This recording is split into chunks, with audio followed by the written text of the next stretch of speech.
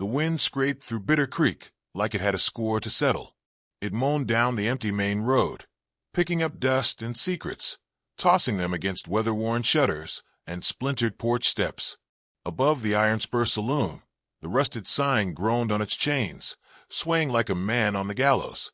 Inside, the air was thick with heat and the sour tang of whiskey and sweat.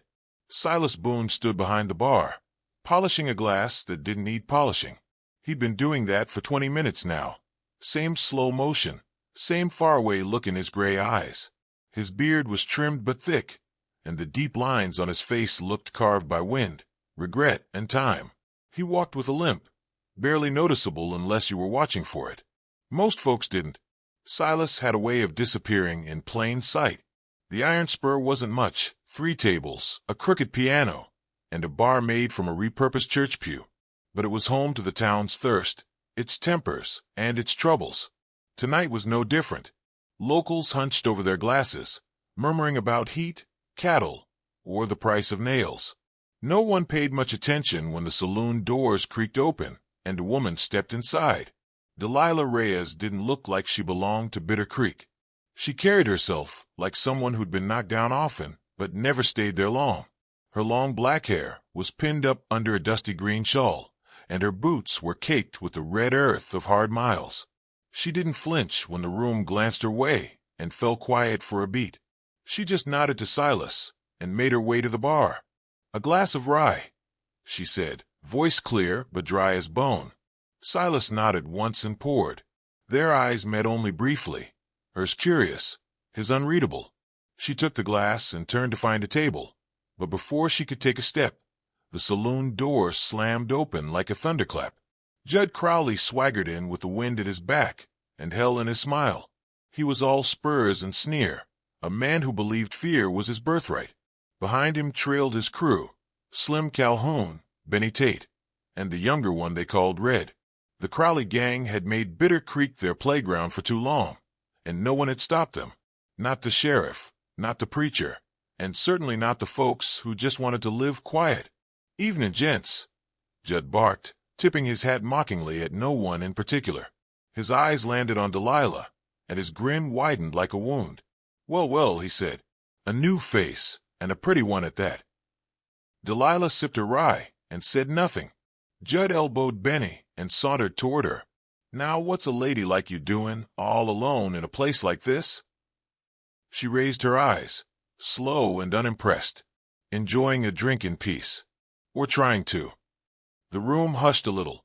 Silas's hand paused over another glass, but he said nothing. He just watched. Judd stepped closer, towering over her now. "Ain't no need to be unfriendly. We're just making conversation." She turned to walk past him, but Judd was quicker. His hand knocked the glass from hers, spilling the rye down the front of her shawl. The sound of glass breaking was sharp and final. "Oops," he drawled, grinning. Delilah didn't flinch. She just stared down at the shattered pieces. Then she looked up at Judd, her eyes like cold steel, and slapped him hard across the face. It echoed like gunfire. For a heartbeat, no one moved. Even the piano player, who hadn't played a note in an hour, froze, fingers hovering. Judd's smile vanished. He grabbed her wrist, tight and bruising. "You got some nerve, lady," he hissed. "Think you're better than us?" Delilah didn't look away. "I think I've seen your kind before. You talk loud, but you bleed like anyone else." Judd raised his other hand, curled tight in a fist. Benny and Red tensed behind him, waiting. Then Silas moved. It was slow at first, just the rustle of cloth as he untied his apron and folded it neatly, like a man closing up for the night. He laid it on the bar with care, then straightened. His limp was more noticeable now, but he walked forward with steady purpose. The room parted without a word. Even the Crowley boys looked uncertain. Silas stopped beside Judd and Delilah. His voice, when it came, was low and even. "Let go of the lady." Judd turned, half laughing. You ain't got no badge, old man." "No," Silas said. "Don't need one." Something shifted then. It wasn't loud, wasn't showy. Just a flicker in the way Silas stood. The way his hand hovered near his vest, fingers twitching slightly. The way Judd took an instinctive step back without realizing it. Delilah's eyes dropped for a split second to Silas's chest. Beneath the edge of his vest, the leather curve of an old shoulder holster peeked out, faded, worn, but still there. Judd saw it too. His face paled just a shade. "You're bluffing," he said, voice faltering. Silas said nothing, just looked at him. And in that silence, the weight of old stories returned, the kind whispered in other towns, about a man once called Boone the Preacher, who never missed and never warned twice. The wind howled outside again, tearing across Bitter Creek. Inside the saloon, Judd's hand trembled as he let go of Delilah's arm. She stepped back, rubbing her wrist. Judd didn't take his eyes off Silas. "This ain't over," he muttered. Silas's eyes narrowed, but he didn't move. "No," he said, "it ain't." The Crowley gang backed away, slowly. None turned their backs. The saloon doors swung shut behind them with a hollow thud. Silas stood still for a long moment. Then he exhaled, slow and quiet, and turned back to the bar. He picked up the rag again, hands calm but steady. His face showed nothing. Delilah watched him, rubbing her wrist, breathing hard. She'd come to Bitter Creek chasing peace or closure. She wasn't sure which, but found something else entirely. An old man with a limp, and eyes like a storm that never quite passed. Silas poured her another rye, slid it toward her. "On the house," he said. She nodded. "Thank you." He didn't reply. He just went back to polishing glass that didn't need polishing, while outside, the wind carried dust and rumors far beyond the borders of Bitter Creek. They used to call him Preacher Boone, but not because he knew the good book. He gave men last rites with bullets, not words. Some said he whispered a prayer before pulling the trigger.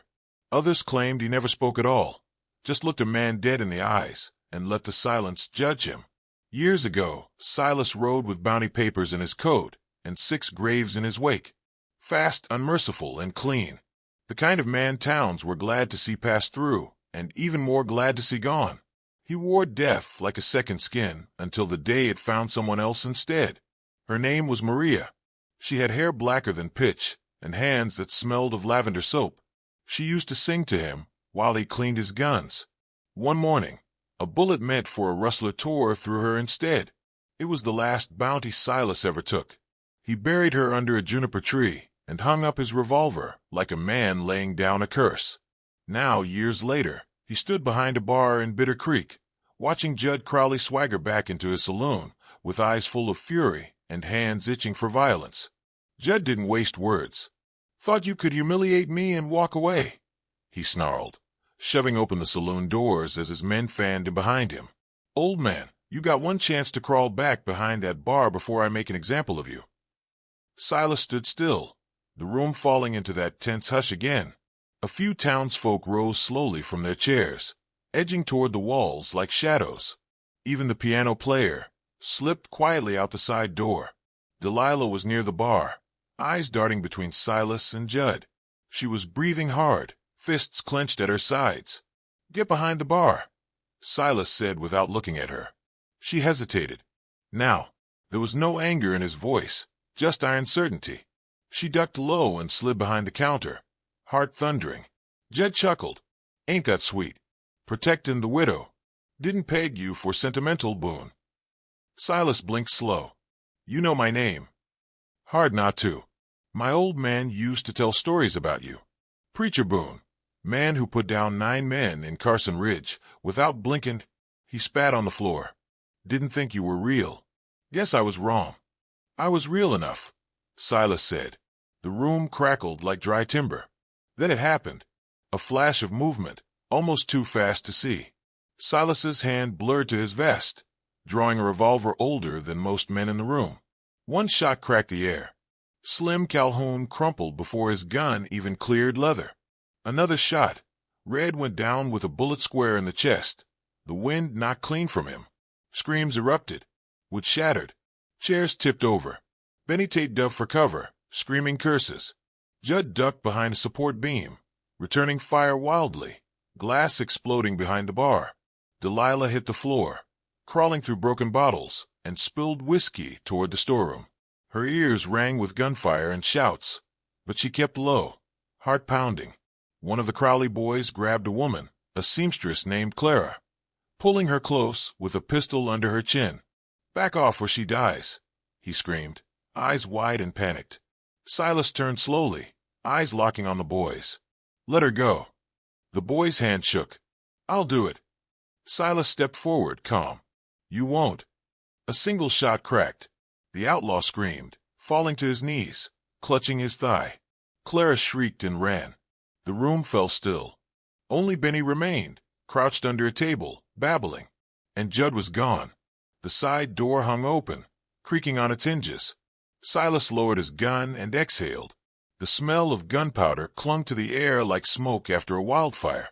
Bodies lay still across the floor, blood darkening the wood.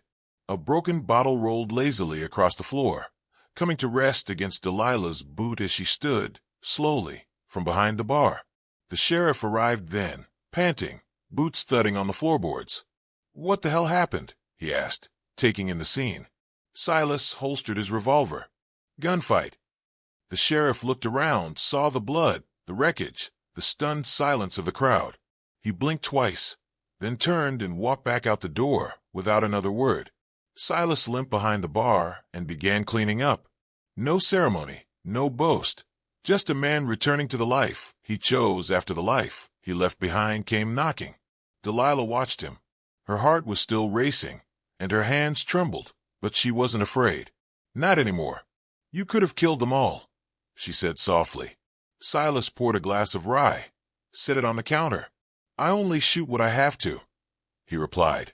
"The rest gotta live with what they've done." She stared at the drink, but didn't touch it. "Judd's still out there." "I know. He'll come back." "I know that too." The saloon was nearly empty now. Townsfolk had scattered like dandelions in the wind, their silence heavier than any bullet. The sun had dipped below the horizon, painting the windows in soft orange light that glowed against the red streaks on the floor. Delilah finally picked up the glass and drank. It burned, but it steadied her. She looked at Silas, really looked. "What are you going to do when he does?" Silas leaned on the counter, gazed distant. "I reckon I'll do what needs doing." Delilah didn't reply. She just sat beside him, two battle-worn souls in a saloon that smelled of blood and burnt powder. Somewhere outside, the wind had settled, but the storm had only just begun. By morning, the iron spur stood quiet again, though not untouched. Sunlight filtered through the grimy windows, casting golden lines across shattered glass, overturned chairs, and streaks of blood that hadn't yet dried. Smoke still clung faintly to the air, as if the memory of gunfire refused to leave. Silas Boone moved slowly, broom in one hand, rag in the other. His limp was more pronounced now, age maybe, or just the echo of a long night. He swept glass into a pile, silent, methodical. Beside him, Delilah Reyes bent to right a fallen stool, her shawl tied up at the sleeves. She hadn't gone home. She hadn't said much, either. The silence between them wasn't heavy. It was respectful, like two soldiers tending the same battlefield after the noise had died. She found a bullet hole in the mirror behind the bar. That one must have missed by inches. Silas didn't look up. Clothes don't count with mirrors. She smiled faintly, wiping the bar with short, focused strokes. "Then, they said you were dead, or gone, or both." He gave a small grunt. "Not far off." "You've been hiding." "I've been pouring drinks." "Same thing, isn't it?" He met her eyes then, steady and unreadable. She saw something in them, not sharp, but not soft either. Something that had seen too much and learned to live with it. She leaned on the bar, voice lower now. "My husband was a ranger, out of Laredo. He didn't hide, didn't know how." Silas set the broom against the wall, poured water into a cracked basin, and began cleaning the blood from the floor. "What happened?" "The Crowleys. 5 years ago. They raided a shipment near San Felipe, ambushed the wagons. My husband was escorting them." Her voice didn't tremble, but it was tight. "They left him where he fell, face down in the dust." Silas stopped scrubbing. "I found him that way," she added. "Didn't recognize him till I saw his boots." She turned to him fully now, eyes glinting with something fierce and unbroken. "I've been following their trail ever since. Town to town. Didn't know Judd Crowley was here until I walked in that night. Silas studied her. You were looking for revenge. I thought I was, she admitted. But now, I don't know. Maybe I just wanted to finish something. He nodded. Slow. Thoughtful. Finishing something and feeding the fire ain't always the same thing. I'm learning that, she said. He wrung out the rag, blood-tinged water trickling into the basin. I used to shoot first and bury later. Made a name for myself. Left a wake wider than any river. Folks feared me, sure. But they never followed me. And they sure as hell never loved me. Delilah sat on one of the repaired stools. Then why stop? He stared at the floor a long moment. Because I love someone. And she didn't make it out. Delilah didn't ask for details. She didn't need them. They sat in silence again. Two lives cross-hatched by grief. Their scars not visible but unmistakable. Outside, the town began to wake. A cart rolled past. A woman swept her porch across the street. The blacksmith hammered something in his shop. Life clawed its way back, inch by inch. Delilah stood, dusted her hands on her skirt, and walked toward the saloon doors. She paused just before them, squinting at something outside. What is it? Silas asked. She didn't speak, just reached forward and yanked something from the door. When she turned, her fingers gripped a long hunting knife. Impaled through the wood behind it was a torn scrap of paper, stained and scrawled in a rough, angry hand. Silas took it from her and read, Asterisk, you took my boys. I'll take your town. Sundown. Asterisk. J. Crowley. Delilah's jaw clenched. He means it. Silas folded the note, set it gently on the bar. I know. You gonna leave? He looked at her, dead calm. Are you? She shook her head. Not anymore. He poured 2 short glasses of rye. They drank in silence. The saloon felt different now. Not like a place for whiskey and card games, but like a battleground waiting to be named. Word of Judd Crowley's threat swept through Bitter Creek like a spark in dry grass. By noon, half the town had packed wagons and left for the hills, their horses kicking up clouds of red dust that didn't settle. Mothers clutched children tighter. Shopkeepers boarded their windows with shaking hands. The preacher locked the church and muttered prayers over and over, as if repetition could hold back bullets. Sheriff Colby came by the iron spur with a face already lost to defeat. You should close up, Boone. Lock the place down. Ain't worth dying over a saloon. Silas looked up from his bench, where he was oiling the worn steel of a long-forgotten double-barrel shotgun. Ain't dying for the saloon. Colby sighed. Then what? Silas slid shells into the chambers, firm and unshaken, for the folks still here. The sheriff scratched his chin, eyes darting toward the door. Just be smart about it. Then he left, without a badge, without a plan. Upstairs, Delilah sat on the edge of her bed, unwrapping a bundle of cloth tied with care. Inside was her husband's rifle, oiled, cleaned, lovingly kept. A small derringer rested beside it, the ivory grip yellowed with age. She slipped it into her boot. The rifle she held a moment longer, her fingers tracing the worn initials carved into the stock. Then she stood, shoulders straight, spine steel. Back in the saloon, they worked in quiet rhythm. Silas nailed up extra planks over the windows. Delilah dragged overturned tables into barricades. They looped lanterns to ceiling hooks, filled jugs of water, counted bullets. They weren't alone. Harold Hawk Bennett, an old war veteran with one good eye and a limp worse than Silas's, showed up just after noon, dragging a crate of cartridges. Ain't much for dying, he muttered, but I sure as hell ain't running from the likes of Judd Crowley. Next came Eli Rollins, the blacksmith's apprentice, barely 20 and trembling but stubborn.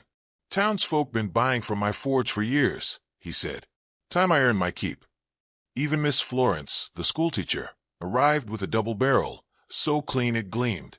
Taught half these folks their letters, she said. Not about to let a gang of bastards burn it all down. Silas didn't ask questions, just handed out ammunition and showed them how to hold ground. You aim for the chest. You breathe steady. You don't chase glory. Let them come to you. Delilah watched him carefully. When he spoke, it wasn't with fear, it was with focus. as if the years he spent avoiding his past had only sharpened the part of him built for this moment. By late afternoon, Bitter Creek felt hollow and waiting. Clouds gathered in the west, low and bruised. The wind smelled of dry sweat and old thunder. The saloon stood quiet, fortified, its broken mirror now draped with a black sheet. Every bottle behind the bar had been moved or emptied. Bullets sat in rows where whiskey once gleamed. Then, as the sun dipped behind the buttes, the sound of hooves shattered the stillness. 7 riders came down the road, laughter echoing ahead of them. Torches flickered in their hands. Judd Crowley rode in front, dressed in black, a rifle across his saddle and malice carved into every line of his face. "Come on out, Boone," he hollered. "Brought enough dirt to bury the whole town." No answer came. He reined in near the well, spit on the ground. His men began fanning out, tossing torches toward porches and crates. Fire licked at dry wood. Then the doors of the iron spur opened. Silas stepped out slowly, coat flapping in the wind, double barrel resting on his arm. His eyes swept over the street. Then he raised the shotgun and fired. The blast tore through the dusk, dropping the first rider off his horse with a scream. Another went down before he could turn his reins. Chaos exploded. Delilah, from the upstairs window, cracked her husband's rifle against her shoulder and fired once, clean through the neck of the man lighting the mercantile's door. Inside the saloon, Hawk barked orders, returning fire with sharp precision. Eli huddled behind a table, white-knuckled but shooting. Miss Florence's gun roared like thunder every time she pulled the trigger. Judd howled in rage and charged forward, spraying bullets at the saloon. Silas ducked behind a trough, firing one barrel, then the other, working with calm precision. A bullet grazed his shoulder. He grunted, didn't stop. The streets of Bitter Creek turned to ash and dust. Smoke curled from the roofs. Fire bloomed in corners. The townsfolk who stayed gave everything they had, courage carved from bone, not pride. One of Judd's men broke through the back alley, shot Hawk through the chest, before Eli brought him down with the lucky shot. Hawk slumped beside the piano, blood soaking the wood. He didn't get up. Delilah picked off another outlaw from above, but her rifle jammed. She drew the derringer, waiting. Judd roared toward the center of town, eyes locked on Silas, teeth bared. He threw down his rifle and leapt from the saddle, tackling him into the dust. The shotgun flew from Silas's hands. They fought like animals, fists, knees, elbows, rage.